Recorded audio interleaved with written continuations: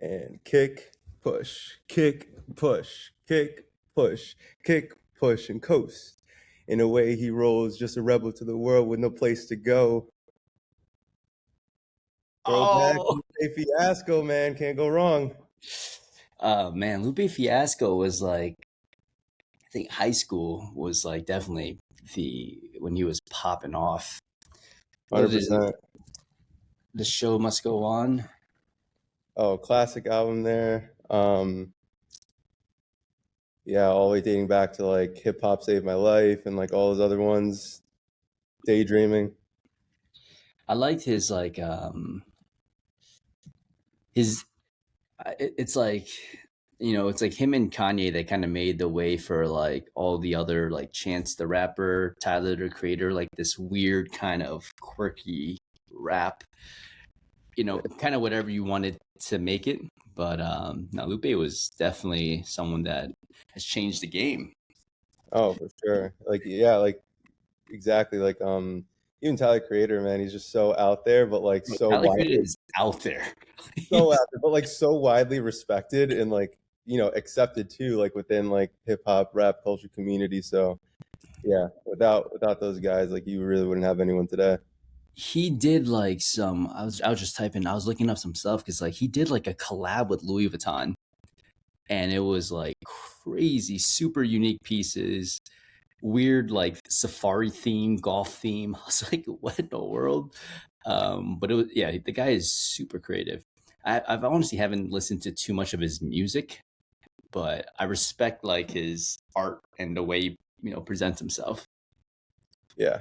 Yeah, definitely. I mean, even just the way he started off, like I think, like this whole rebellious skater squad kind of thing when he like first started out with like all of like the Odd Future stuff, and like now he's just branched out, I think, more into like more in like the creative like musical side rather than like before it was just straight up like we're with our boys, let's make the craziest like craziest videos, and like that's just going to generate some views and get us going. Yeah, I love that. It was funny because like I was on YouTube and someone had it was like an old video that went like super viral, and it was an old Alex Ramosi advertising video. He was trying to advertise his gym, and he looked like a group of fitness instructors. Hey, come on in, guys! Welcome to the place. Like, I was just like, what in the world? It's funny Someone, to see videos. the YouTube comments are crazy because the guy goes, it's like the guy was like, the top comment was like, yo, it's like watching the Mona Lisa being painted right now. I was like, brother, you're getting crazy. It's just so dramatic with those comments. Yeah. Manny, oh man, I'm guessing long time listener, first time caller. Um, for the world that doesn't know you, or five listeners that are tuning in, give us a little background about Manny. Yeah, so thanks for having me. Like you said, long time listener. Tune in pretty much every week whenever you guys drop it, and make sure I tune in. There's a lot of gems that you guys drop. But a little bit about me: I was born and raised Manchester, Connecticut. Pretty much have been here my whole life, but traveled a ton. Um, my nationality, I'm Colombian, so I've traveled there a million times. Any good food racks that you need, got you guys. But Bro, that might have been the biggest shocker of GGC Live. You're like, bro, I'm Colombian. I'm like, what? dude, no one realizes it. The funniest thing is it's funny. I was away in college. I played soccer, so we went to Costa Rica, and like we were doing like whitewater rafting, and tour guides were pretty much like just talking shit, like saying whatever like about us, and then like I like turned around and like basically responded, and they, dude, the look on their faces because they realized the last hour like I like was fully present with everything that they were saying. So yeah, no, definitely surprised a lot of people with that. Dude, that is like that's sometimes I wish I knew. I mean, obviously, like being in Queens, like some people, you're walking in a bakery or someone says like Chino something. I'm like, brother, I know you're talking about me. Like, there's no other Chino in this like fucking bodega right now, But what were they saying about you guys? Oh, they were talking about everything from like there were a couple guys that were whitewater rafting, like it's pretty like epic, like you Bro, do it's like intense. Yeah, it's super intense. Like you're going through like these rapids that are like will flip you over, or like so like some of the stuff they were saying, like they would call out like the guys that were scared, or like they would basically say like, all right, we're gonna intentionally like flip these guys here, like all this and that. And I was like, all right, like I'm ready for it. Oh, you just But you responded in Spanish like like I'm ready yeah, for it. no, I kept it inside my head, but like at the end was when I like exposed them, and I was just like, yeah, dude, I was here with you guys the whole time. I heard everything. Like these fucking gringos, bro. You should have just started chopping it up with them. No, but yeah, at the end we were just chopping it up, and like they were telling us about like what they do. Just locals love to have like a good time, like giving people pretty much like these epic like whitewater rafting experiences, and it's like zip lining too. So like you pretty much went from like zip lining over this like massive forest, and then eventually like you ended up at this whitewater rafting thing, and it was all part of like Dude, the excursion. that's dope. So you played college soccer? Yep. Were you local in Connecticut area or? Yeah, so I was went to Eastern Connecticut State University, which is 10 minutes down the road from UConn. So like that is definitely an ideal place to be because obviously not going to UConn, still having it close by with UConn sports like pretty much on the up and up when for like men's basketball, men's soccer, all that. Like Oh, female all, basketball, baby, come on now. Female oh basketball, they've been putting UConn female basketball has been popping off. yeah, man, it's absolutely crazy. But yeah, having them close by was super cool, and yeah, Eastern was a great experience for sure. And we also Victor Cruz too, right? Or am I tripping? No. Victor Cruz went to some school in UMass. UMass Amherst or no? I think so. Yeah, I forget. Yeah. But man, when did you? So did you like stay in the area for physical therapy school too? Yeah, man. I Oh, applied you- literally anywhere, anywhere and everywhere that I could, and University of Hartford, which so pretty much Eastern was let's say 30 minutes one way, and then University of Hartford was basically 25 minutes the other way. So pretty much like stayed local, ended up moving back home, stayed there for like grad school, and then eventually moved out, obviously. But yeah, I've pretty much been local like my whole life, so that's good and bad. Like like you build like this network and community here, but I think that's what really has pushed me to like want to like travel like anytime I could, from like going to different states or other countries, stuff like that. where have you traveled like international travels? Like where have you gone? So like typical places like being close enough obviously to Canada, but like there, Mexico, Costa Rica, Colombia, um, England, Italy, Aruba one time. That might be it, but definitely trying to cross more off the list. Yeah, it's definitely one of the things that like changes perspectives and like makes you feel a little bit smaller, right? Like all the little problems that you have in like day to day life, you see it like the way other people live with like so much less. Sometimes it's just like it's crazy. I remember like one of the times we were in Italy this past year, there was like families that would hang their clothes outside of their windows, and like literally they had like no sunlight. It was just these narrow alleys, and I'm like peeping in. I'm like, that's got to be like 350 square feet, and there seems to be like four people living in it. Damn, I'm just like grateful. Yeah, dude, it's crazy, man. I'll never forget going. I feel like one of my first like memorable trips going to Colombia. Like I would got family all throughout where like some are like more like city vibes, some are more like in like the rural like way like removed. And like I remember going to a place one time where kids are like playing soccer in the streets, and like you'd see kids like pretty much like barefoot, just wearing pretty much shorts, like, and like as a kid like you can't really like comprehend what's going on, but like just I don't know, part of me was kind of just like I like immediately was just like I wanted to like give them something, like get like I was just like, all right, like I have a ton of shirts in my suitcase, I can give them the one I'm wearing, or like whatever it is. It's just it was weird. Like I'll never forget like that moment, because I think that was like the first time I was truly like exposed to like, okay, you have all this, but there's someone who like has like a fraction of like what you have. Yeah, dude. How's the food out? Is the food like much better compared to here in the States or like, Dude, you can't even compare, man. It's like obviously like you have your staples, like you're not flying to Colombia to have pizza, obviously, like, but yeah. Yeah, dude, you go down there and like again, depending on where you are, but like you got people who are pretty much like walking down the streets with fresh fruit, like selling them at like 7 a.m., 8 a.m. And like I just remember like being younger, like my aunts and uncles would like literally go outside, like buy like let's say like fresh oranges or whatever it is, and like literally outside of their house, bring them back in, and like that's like the freshest squeezed juice that we would have like with breakfast, or like everything is just super like organic and like fresh, and like then you come back here and like you try like pretty much any fruit or any like food, and you're just like, whoa, like I can taste like the massive like differences of just like all like everything that's like processed with and like all that. Yeah, going into like those I'm not sure if it's similar. Like some of the like more Hispanic countries that I've been to, it's like the supermarkets are just crazy. Like it's literally like, oh yeah, we just slaughtered this thing like this morning. We're just Yeah, bringing it in now, and like people don't have like these massive fridges to like store food. It's like you literally go to the market every day, get what you need, cook it, and you go to market again the next day. It's like part of your daily routine, which is crazy. yeah, no, for sure. It's very, yeah, the way it's like so ingrained in the routine where like here, like you could like I pretty much will grocery shop. Like I like grocery shopping during the week. Like I'll go like either like on a Friday or like sometimes even on a Monday, but like pretty much I'll buy like in bulk for the week, and like you go to somewhere else and like yeah, like you said, like you're pretty much like, all right, 2 o'clock every day, I gotta go pick up whatever I'm having for dinner. Dude, the chicken, like I remember we were talking about grocery shopping for like 30 minutes. But the when I was in France, I was looking at the chicken.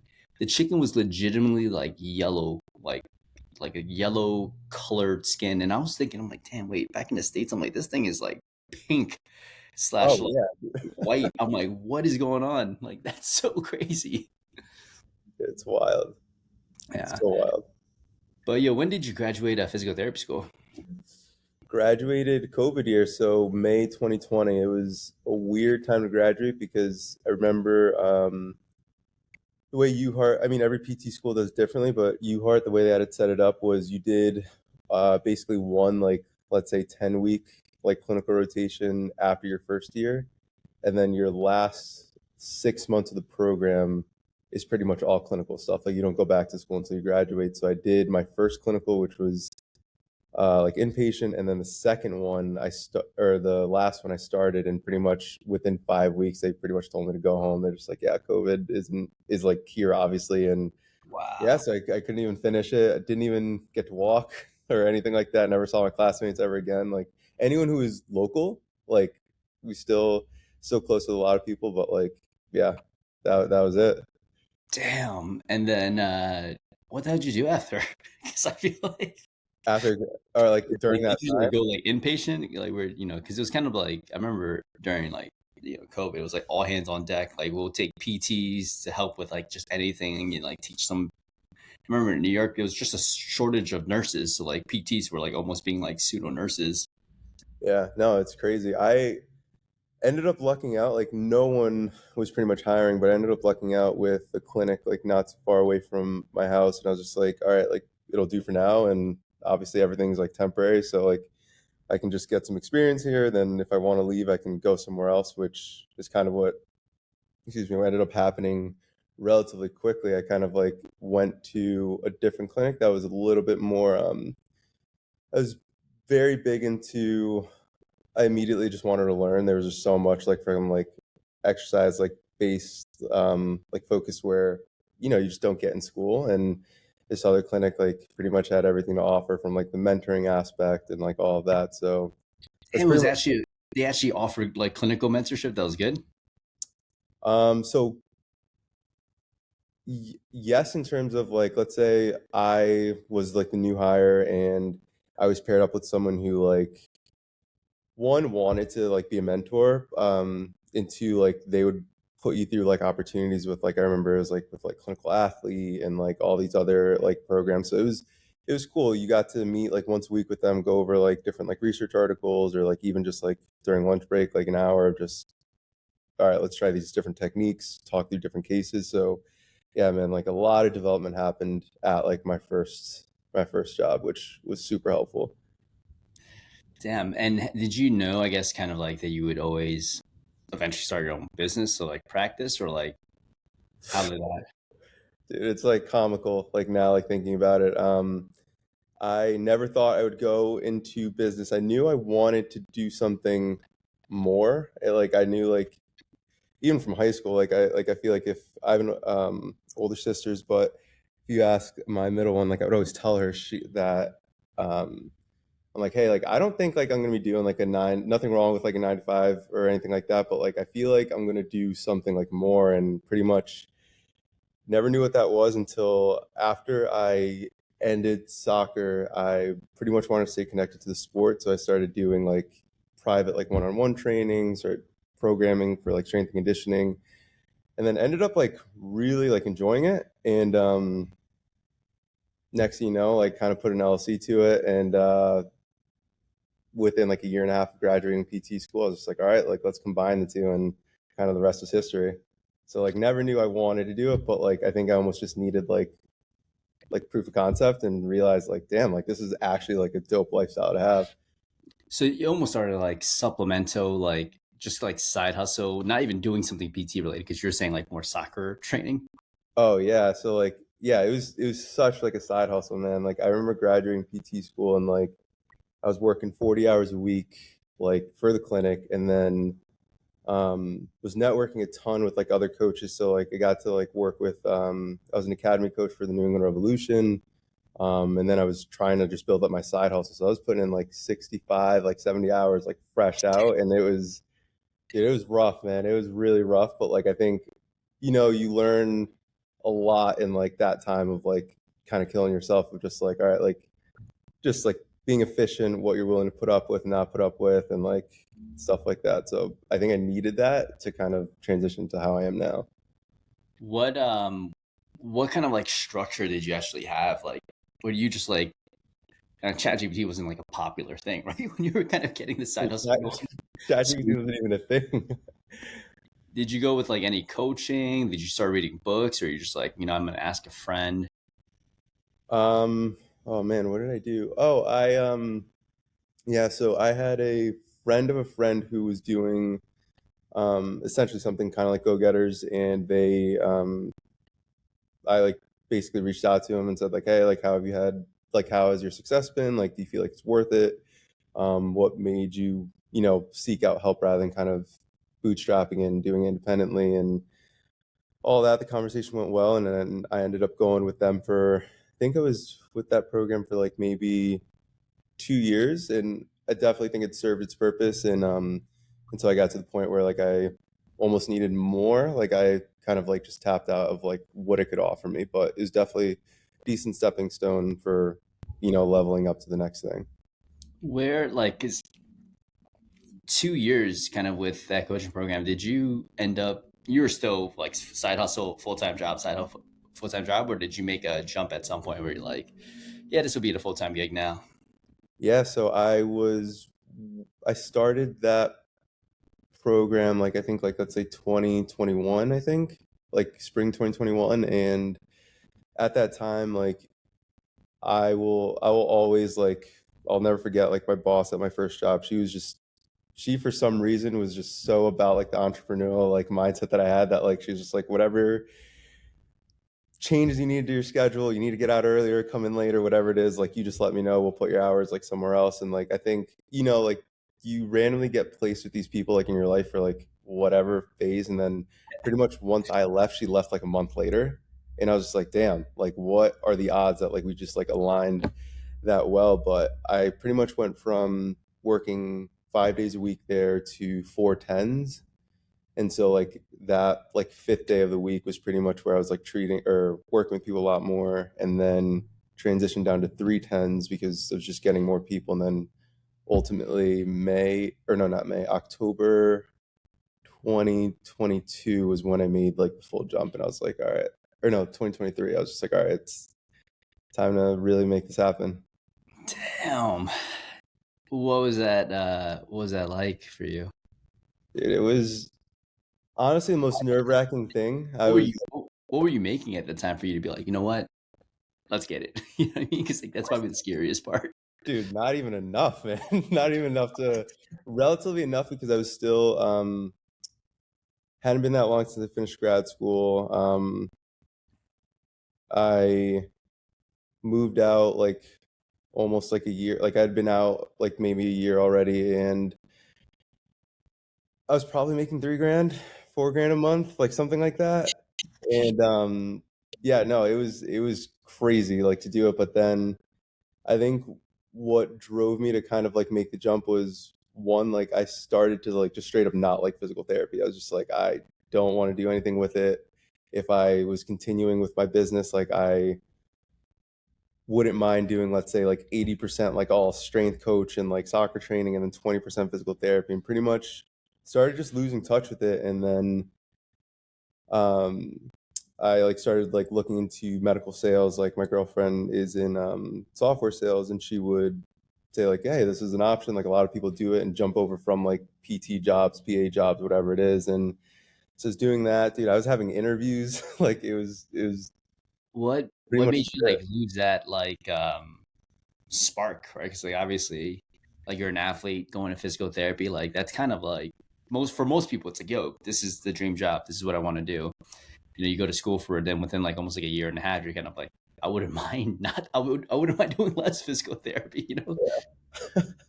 Yeah, no, I think what honestly what made me lose a spark, and like, I mean, you just brought up sports. Like, it's kind of one of those things like growing up, if you're like playing on a team where like, let's say you're playing against a team that's like significantly worse than you, like you pretty much stop trying, you're just going through the motions, like stuff like that, and like you just don't feel challenged. So like I felt like it's not that the environment I was in was like bad. Like I loved my coworkers, loved all of that, but I think in terms of like the caseload, where I saw like myself going in like the next 2, 3, 5 years just wasn't aligning with where I was anymore. And um, pretty much that's kind of what like started to burn it out. Like I kind of almost started like resenting it a little bit.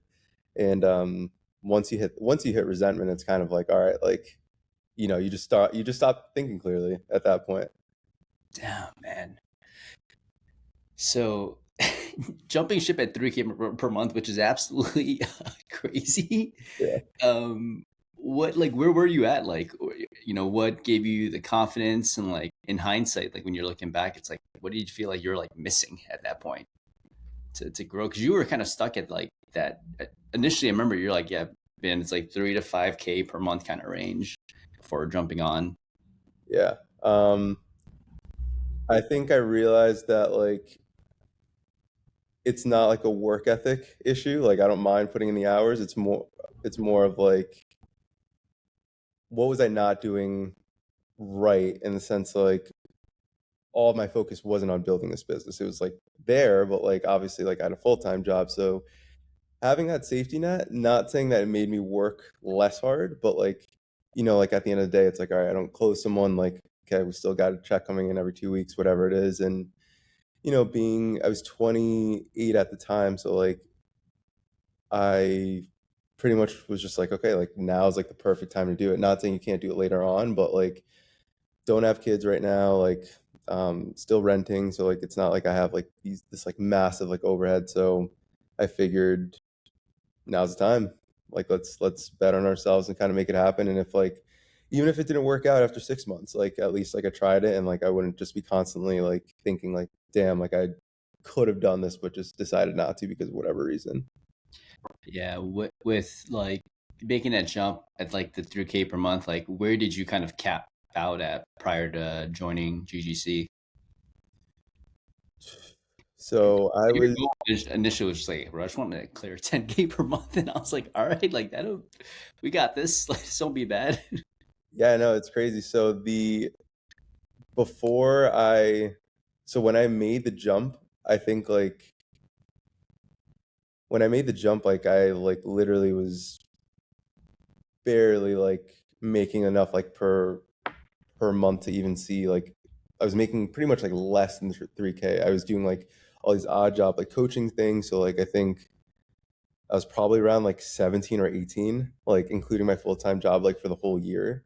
When I went into like now like my first calendar year, 2024, um, being like a solo provider, I pretty much was stuck between like the 5 to 6 range with like, you know, like having like an outlier month where I would make a little bit more because I was develop like some partnerships with like the soccer community. So like I would go help out at camps or do whatever. So like that would cause like a massive like jump in influx, but like it was never directly like, all right, ECM Sports is crushing it and like this is what's happening. So yeah, and so yeah, I would say the average is probably around like let's say 6 grand, and ended the year without like I without putting all of, like those other coaching opportunities in and just solely the business, it was around like 75, 76, which still solid. I mean, like honestly, like if I just made it with the lights on the whole year, I would have been pumped because, you know, first year you just want to prove it to yourself and say like, all right, I can make it through. And then um I think throughout that year I knew that like I needed more guidance if I wanted to level up. So then I forgot. I think I started. I had followed you for a while. Didn't know Peter You, yet. you have one of like the most memorable like I knew exactly who you were because you had like this like sideways pose 45-degree angle like like one of those pictures like it was like so memorable. So I was like you had come to like I think one or two like moment education webinars and then you know or we DM'd back and forth for a bit. So I remember your face from like a couple of years back because that you got like the winning smile but like the sideways like, Dude, shout out to one of my boys, man, taking that headshot for me, and yeah. he does all my media work, so he's definitely great. But yeah, no, I like had followed you, and obviously saw all the cool things you were doing with Moment, and I was just like, all right, like I really wanted to network and like obviously like put myself in places where like I want to just like learn from people who are doing exactly what I wanted to do. And I think I reached out in like August, and I think pretty much both schedules were busy at that time. And the next, you know, you guys launched GGC, and I was just like, all right, this is the time. So joined late December or early January, and then been in it since. Man, what was like for you? I guess like you're almost in like this like state of like you don't know what you don't even know kind of situation, right? Because you're just kind of like 6K, I can make this work. It's not bad. Like collecting 75 for the year.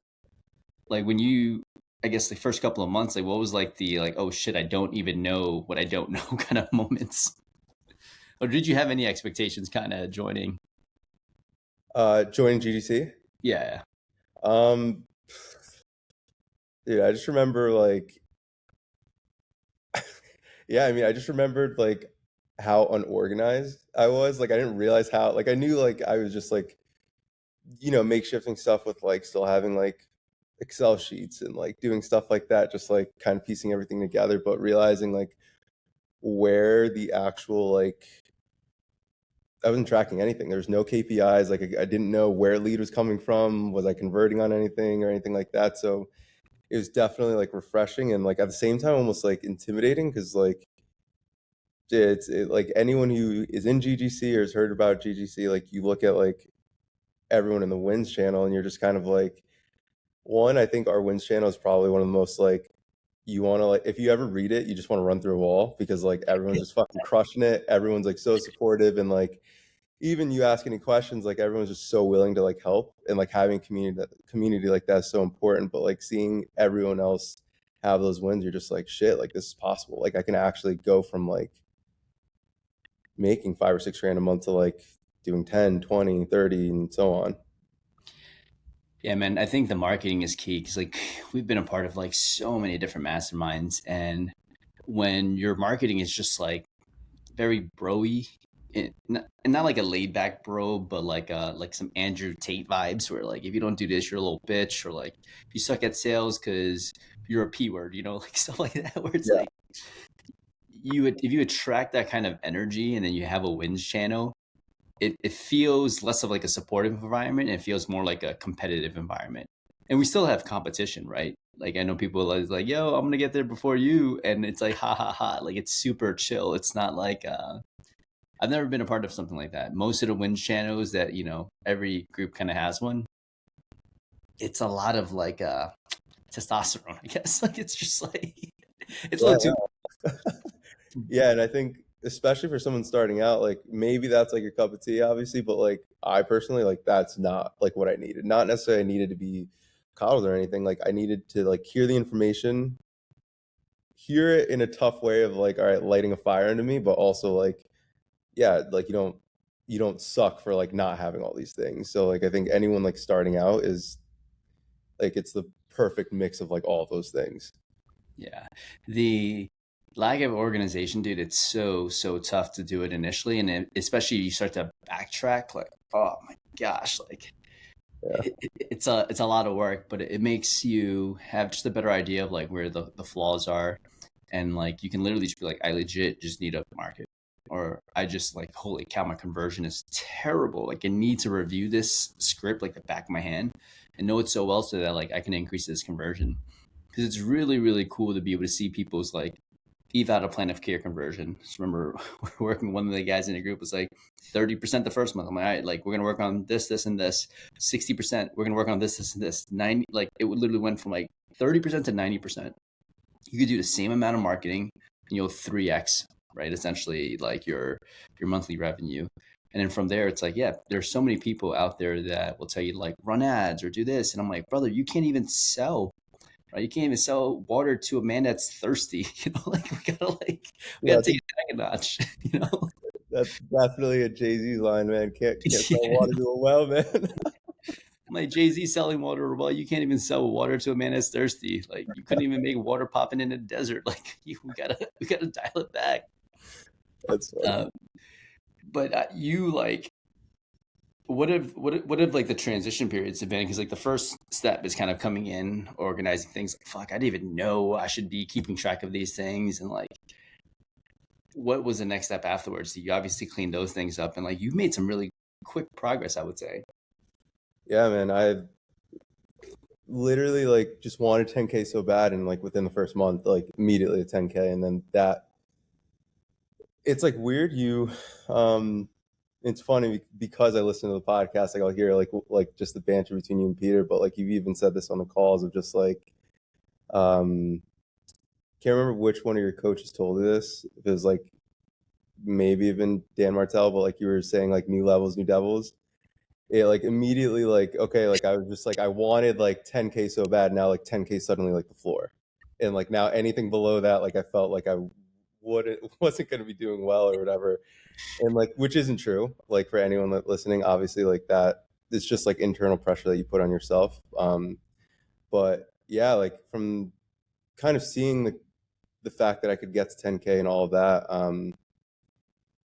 allowed me just to be more confident in like just in myself, the way I pitch to people. So I would say like the next thing that really came to it was one thing that you pretty much had to like pull like tooth and nail with me was I don't know what it is. Like I'm a huge people person, love networking with people, but when it came to like doing events, talking to people, doing stuff like that, man, like I don't know what it was. It just like I would do it, but not at the degree that was really going to move the needle. And so then when I realized like, all right, like nothing's going to happen until like I put myself out there, I ended up going like there was like a span of like a month where I still do it now, but a span of a month where I was like literally knocking door to door. I was bringing business cards, dude. I was doing everything possible, and like the amount of people that I ended up networking with, collaborating, and all of that since that has definitely brought in like almost 20% of the revenue like since. So like I think it was just a huge like learning curve of like or a learning point where yeah, you can obviously crush it independently, but like having a network and not necessarily just having a network to benefit from them, but like there are many times where I've referred people to them because like I think they do dope service and like it's all about like helping people get to the common goal. Yeah, the it's just like honestly, yeah, I like how many people you met this like past month. It was just like it'd be like crickets. I'm like, brother, come on, we gotta make some moves. But something switched in your head where you're just like, yeah, dude, the amount. And I remember you messaged me because it was just like a week or two doing it. You're just like, dude, the amount of connections I'm making, like it's not even like generating revenue yet, but it's just crazy that I've been able to connect with so many people, meet so many people, connect people with people. And I think that all goes into like what we call like the local authority. we call like our ad strategy is called like the local authority funnel, but that doesn't work unless you actually are a local authority, right? It's like it's the ads, it's the one-on-one relationships, it's doing workshops, it's doing marketing in-house. It's like, oh my gosh, I'm seeing Manny literally everywhere. And when you get that effect, it's so easy to dominate a market, because someone will see your ad and then they might ask their coach or group fitness instructor, group class leader, and like, hey, who should I see? Oh, you got to see Manny. Oh, who's Manny? This guy. I'm like, fuck, I've seen that guy in the ad. Like, it's like it's just constantly being bombarded with it. So big kudos to you. But what was like the switch in your head where you're like, yeah, I'm just gonna do this. I'm just gonna start networking. I'm gonna start building relationships.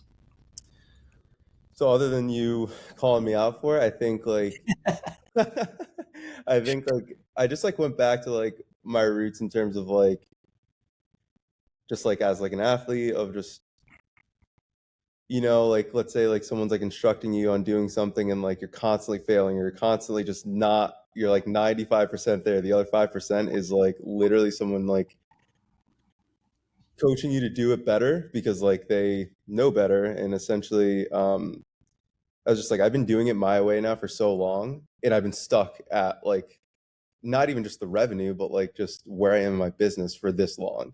Like I need to just stop being hard headed and like start like leaning into like clearly like the guidance is like there for a reason. And yeah, that's pretty much what like shifted it was just like stop getting in my own way, essentially. Don't even feel bad. We've invested like well over like 400K into like Con Ed, mentorships, masterminds, etc. But I've paid like $18,000 just for someone to tell me to raise my prices. Like, and it sounds ridiculous, right? But like one of the biggest things I got from one of the coaching groups was raise your prices. Literally every quarter we would meet one on one, raise your prices, and I'm just like, okay, I'll keep raising them, and like that was ROI. So like Yeah. coaching is not like a super complicated thing, right? It's what is the biggest bottleneck for this person, right? And at the time for you, it's just like marketing, putting yourself out there, getting more leads to their door, setting up more opportunities. So just like, Manny, you got to market. Manny, we got to market. You're just marketing and sales for a very, very long time. And then, everything else you start to take different roles.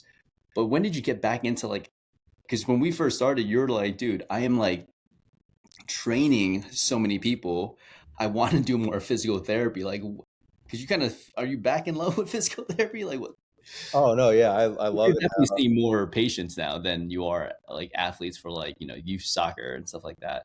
Yeah, no, I definitely love it again. I think two things doing I think it was right around the time I like quit my full-time job or like maybe a little bit after did a clinical athlete that like really like their full program, awesome program, and then eventually did moment education once that came on and like yeah, just like realizing like how much better you could be at something is kind of like oh shit, like I want to go out there and actually like do this. So I would say that is really what made me kind of like really dive deeper and like fall in love with it again. And then yeah, man, I would tell I would tell Peter, I like told Peter like in July, I was like, man, dude, I'm burnt out, man. Like I don't know what to do. And he's just like, how many people are you seeing? I was just like around like 25. He's like, dude, you can't be burnt out so early. And I was telling him, I was like, dude, like you don't get it. Like like my like summer schedule, like I would be like Tuesday, Wednesday, Thursday. I was like at the turf field from 7 a.m. to noon, straight soccer sessions. So it was like 15 sessions a week for that, where I'm like participating. Like I got my cleats on, I'm sprinting, I'm kicking a ball, I'm doing like all these drills.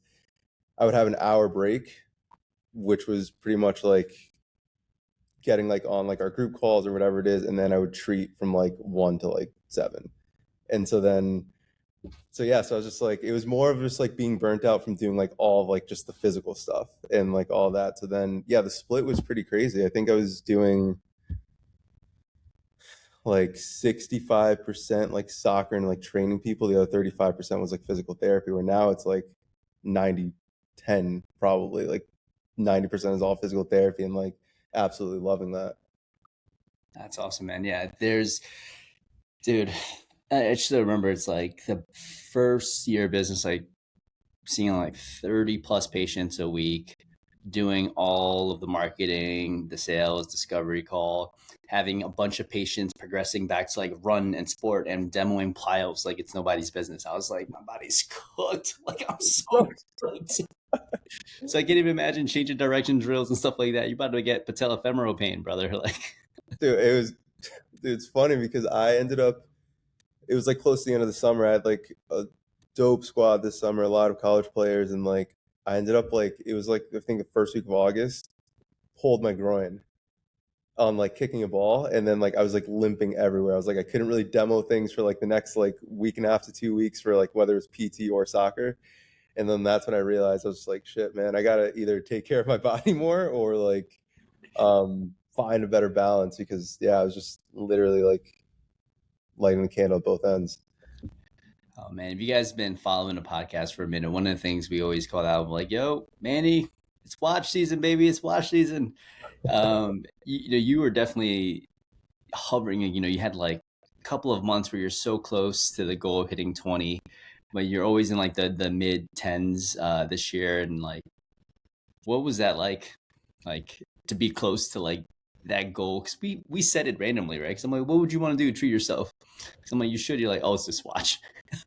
Yeah, no, to be always like kind of like the mid tens and like it was frustrating because like it's not like you're not putting in the work, but at the same time like there's still something that just hasn't been like discovered yet, like in your process that's like keeping you from that. And like hearing you and Peter always say like you're only one or two people away, and I'm just like, all right, like I'm there, just trust the process. And so in that end, like I don't think I was ever discouraged. It was more just like, dude, what is going on? Like why is this not happening? And then yeah, and then finally hitting goal, it's just like you have this new sense of like I don't know, just confidence in yourself of just like, all right, like like I can do this. And like all I needed was to really like understand like my process and understand like what I was doing in order to get to like the next level. What were some like things that you like turned on or like did differently to kind of make that happen? So definitely the marketing, networking with a ton of people, and just again realizing that like you never know what doors that can open. I was doing a lot of like more like public speaking events and stuff like that. Um, the meta ads, huge game changer. Setting that up with Christy and Peter. That I think the biggest thing was like I knew I had the confidence to deliver like a great product or a great service, but like it was more just like too many people would either or there weren't enough people that knew me for physical therapy, or my name was just still so closely like associated to soccer that like I just wasn't the top of mind for like you're in pain, go see Manny. It was more of like I have a 13-year-old who wants to get better, and that's fine. It's just like all like redefining like your image and like what you want. But I would say the ads were like the next thing that like really like dramatically like put me to the next thing, because now from like the local gyms that I go to, and I did a CrossFit event 2 weeks ago, and like I've literally had like a couple people within these last couple weeks come up to me and say like, dude, I see your face freaking everywhere. Like I see your I'm always thinking about you. Like I'll eventually like reach out. And like again, like to me, like I don't even care the fact like whether this person comes or not. It just like the first thing that goes through my head is like it's fucking working. It's like it's working. It's actually working. Just like hearing that like is almost enough for like me to continue to trust the process. Yeah, there's nothing funnier, bro, than to like meet up with a bunch of friends. Like we had like a family, and sorry, not friends get together. A friend of mine bought a place out in Long Island, and we're all just kicking it. And someone's like, "Yo, how's everything going?" It's gotta be going well. I see your fucking face everywhere. Yep. I'm like, you're gonna be seeing it a lot more in 2026. I guarantee that. Like, you're gonna be seeing it everywhere. But how for you, like this past one, I'm curious, like, do you feel like the timing was just like perfect, or do you feel like you could have been ready to go beginning of the year, like running ads, like from your perspective? Or do you feel like, man, I developed so many skills that I was prepared to handle like anything that kind of comes your way from like an ads perspective? I think the timing was everything. I definitely was not ready for it as soon as I joined GGC, because I think like being efficient and like effective and everything, it's like obviously like the admin stuff, like the back end stuff is super important, but like even just like the way like I like pitched during an eval, the way I handled discovery call objections, like all those things, like again, I didn't know what I didn't know, and I didn't realize like how many ways I can actually like prevent myself from kind of being backed in a corner of like not knowing like what to do or anything like that. And I think either you or Peter said it. It's just like you're just helping people like stay out of their own way of just like, hey, like I can help you, and like at the end of the day, like I just want what's best for you, whether it's with me or not. But like not promising, but like just being confident. Like yeah, like if you sign on, like we're gonna get you to where you want to be. So I think it happening, signing on like mid September, I was pretty confident in like where I was and all those things. So once I started getting like just so much more traffic, that's when I just felt like so equipped for like and ready for like anything else thrown at me. Were there still curveballs and moments where I was just like, shit, like I don't have no idea what to say to this? Of course, like that happens. And I think that's a big reason why like we look back at like after an eval, whether it went good or bad, like you kind of review what went well, what could we improve on, and you're just ready for the next one when it comes in. When you do sales to people that are like super warm, it's so easy, right? It's kind of like, yep, I'll do it. Yep, someone recommended you. This is amazing. I had no other choice. But when you have like someone that came in through an ad, it's like you got to be really dialed in with your process from the discovery call, from the eval to converting to a plan of care. If someone has an objection, like how do you navigate that with a ton of confidence versus just being like, you got to think about it. Perfect. We'll touch base, and then you lose the sale. Right. Um, but I gotta give you kudos, bro. Like, I feel like for all the calls, at least on Tuesday calls, I'm like, yo, you and Mike Shadow, bro, you guys are consistent. You, Mike, and Alex are consistent on the calls. Like always got a question, always reviewing something. So you got to give yourself definitely a pat on the back for that, because anytime there's like some sort of objection, like, hey, how would you handle this? Like, you're always on it. So I respect that a lot about you. I appreciate that. Yeah, I think like I don't know, like aside from obviously like you're paying for like the help, like I honestly don't even look at it anymore like that. Like I look at it as just like every call that like I attend is like it's literally just an investment of me getting better. Like I'll literally there are times where I'll jump on a call, even if it's for like 5 minutes to ask a question. I'm like, dude, I got this eval coming in, or I had this happen. Like I just need some like another like perspective or your opinion on this. And sometimes whether it's from you or someone else like on the call, like there's just so much to gain just by like showing up. And like I don't know, I think that that's the biggest reason why like um I try to make every like Tuesday, Wednesday call. Straight up, man. I think about that all the time. It's like, how can I set up my life so the only thing I have to do is just show up? Right? It's why like personal trainers are great. It's like all you have to do is show up. Someone's gonna load the weights, count your reps, and do all those things for you. And that's a luxury because it makes showing up the only thing you have to do. Every single like mastermind group I've been a part of, like I just attend the weekly call and I'll just be a passive listener, right? Sometimes I don't even have questions. I'm just there listening. I'm listening to how someone coaches somebody else. I'm listening to someone that might have a similar limiting mindset belief that I had. I'm just like there and I'm getting better through osmosis. Once a week, getting coached with an executive coach. So it's like having these things baked into your week. It just makes life so much easier. You know that if you show up 52 weeks in a row, that year you're going to completely change. You know, that's what I'm curious about. I naturally, when we work with people, I'm like, we had that conversation once because you were a little bit frustrated, I think, in the summer. And I was like, dude, you're going to be okay, right? Like, you don't see it, but I can see it. Like, you're a super charismatic guy. You know how to talk. You hold yourself with a lot of like integrity. Like, you're going to be fine. You're going to hit this goal. We're going to get this watch. And I'm not sure you remember that, but I'm like, No, I I believe in you. So I'm not sure if that means anything to you. And you're like, no, I really appreciate that. no, dude, I you have no idea, man. I'll never forget that call because I was at that time like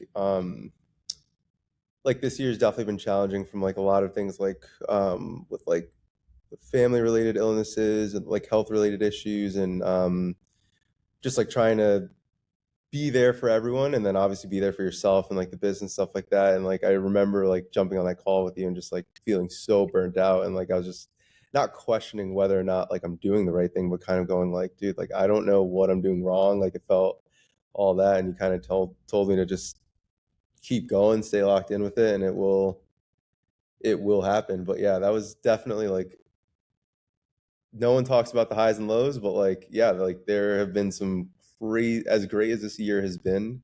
in business has been, there have been some lows where you're just like, dude, like, what am I going to do tomorrow? Like, what is going to happen at the end of the day? And like, I think that's normal in business.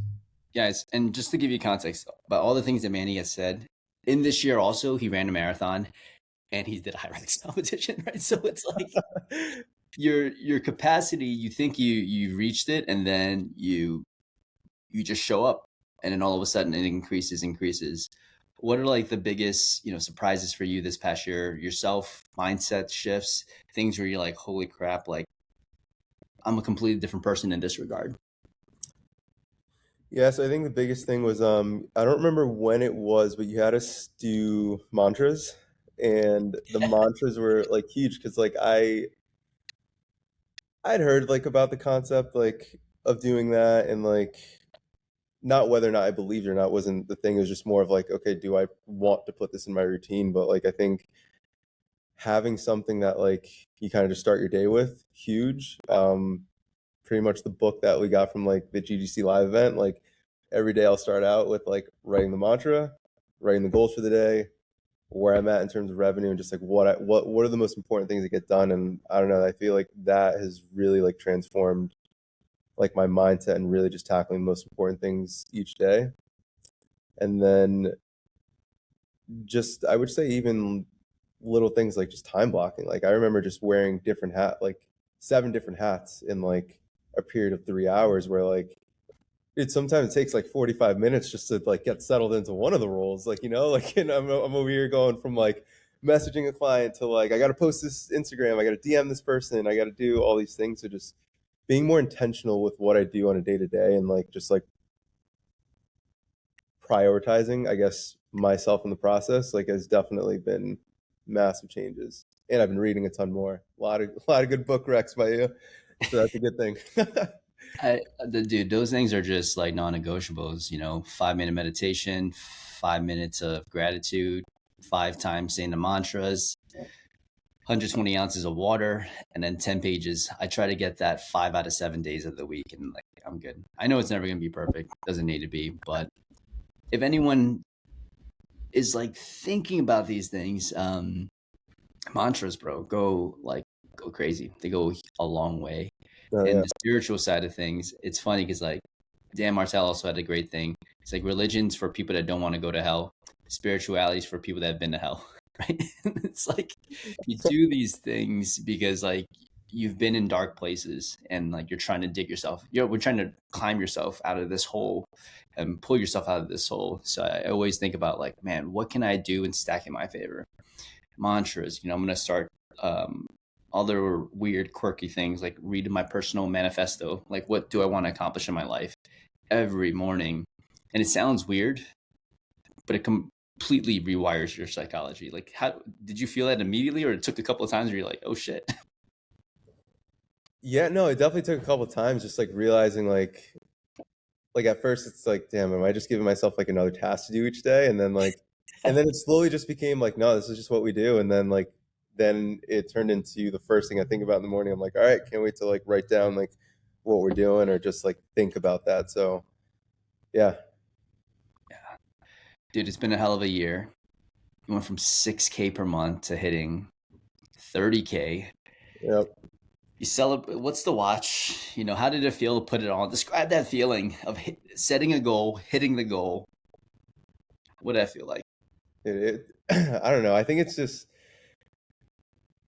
I guess the day that it happened, like it was interesting. I started the month like basically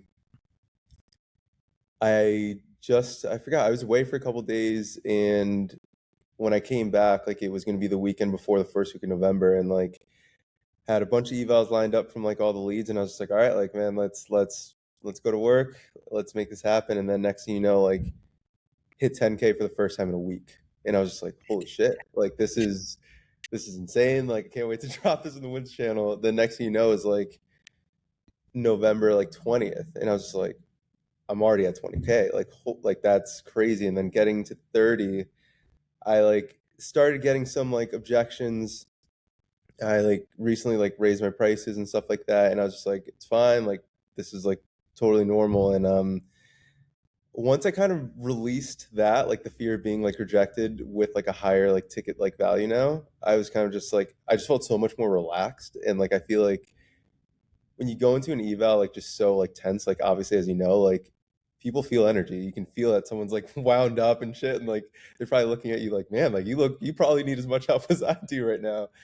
So so like I don't know, like I feel like once I did that, I started feeling just way more relaxed and just said like, hey, like I've prepared for this, whatever happens, happens. And then it was I recently had redone my facility, and I was at like IKEA with my girlfriend getting like this like new like organizer, and I remember being like literally like 1100 away from 30K, and it was like a Saturday, and I was just like, dude, like my girlfriend was like, "You excited? Are you gonna be upset? Are you gonna?" And I was just like, "I'm just gonna trust the process. Like I know it's gonna come. It's I just gotta let it happen." And I like texted a client and said like that like I knew like wanted to kind of sign up again and all that, and um, they basically said like, "Hey, like thank you so much for thinking of me. Like yeah, like I absolutely want to sign back up. Like how do I go about it?" And then just like not stressing about it and letting things kind of come to you, like as you always say, like just you detach like the emotion from like the goal, and like now is just things are just kind of falling into place. And then once I hit it, I'd like you were one of the first people I told, and then pretty much started. I had already thought of like the watch that I wanted. Ended up getting the Seiko like sports series, where it's like the colorway that I got was the Batman, which is like basically like black and blue. Um, when I like got it like in the mail, I was just like, man, like this actually happened. Like this actually like came to fruition. All the like you don't forget about obviously all the hardships. If anything, it made me like appreciate it so much more. I was like, damn, I'm so happy like I was in the fucking hole like a couple times this year. I'm so happy that like I went through all like I don't know, all those things, and like obviously had a lot of good things too happen where now like this watch means so much more. And yeah. That's fucking beautiful, man. The watch to me, it's like some people measure success in a lot of different ways, right? Like you look at revenue numbers, you look at your bank account, whatever it is. But that requires you to like get on your laptop and like enter your account and your password. But when you have a watch, you just like shake out the arms a little bit, look at the wrist, and go, "Fuck, I'm that guy." You know, really like. And I like the fact that it's not like a status symbol. It's more so just a reminder on your wrist every time of like the person that you are, the shit that you've gone through to get to where you're at. And I love that about watches. Yeah, absolutely. And I like have been a big watch guy since like I still have like one of my first watches I ever had when I was like a kid, like 11, 12 years old. Like a couple years ago I got like a new like strap for it, got a new casing for it, like all of that, and like looks clean. I never really wear it, but like it's just like I have like all these watches where I'm like each one of them kind of like stood for like a different part of life, where now like being in business and like getting this one, I'm kind of like not that the other watches are bad, but I'm like, all right, like I want to start like an actual like collection, going from the Seikos to the Tudors to the eventually Omegas, get on the Rolex list, whatever it is, man. Like it would be great. Let's go, man. Oh, man. Any like, we're about to be on the hour, but I think it's super cool to hear your journey, listen to it. Any advice for someone that's like thinking about making a move, whether it's, just jumping ship because they're frustrated or starting GGC, like for someone that's just like, is this gonna actually pan out? Am I gonna become a piff daddy? Like, Yeah.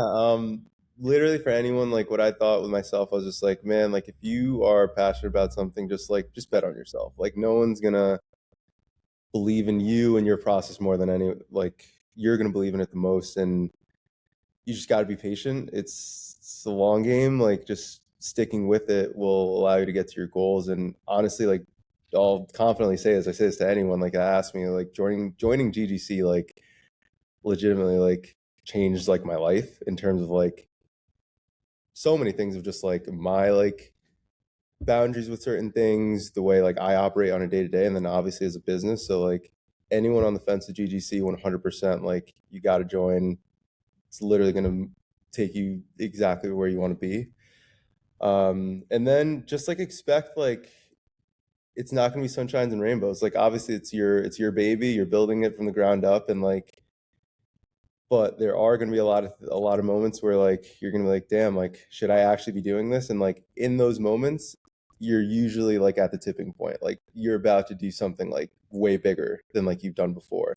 And I think reminding yourself about that in those moments are just super important, because you could wake up tomorrow and quit. You and Christy could like literally close the door a moment tomorrow, and like it's your life, you do whatever you want, but like you guys continue to stick through it because you just trust in like your process so much. So like same thing to everyone else. Like you got something you're passionate about. It's gonna take time, but you just gotta stick with it.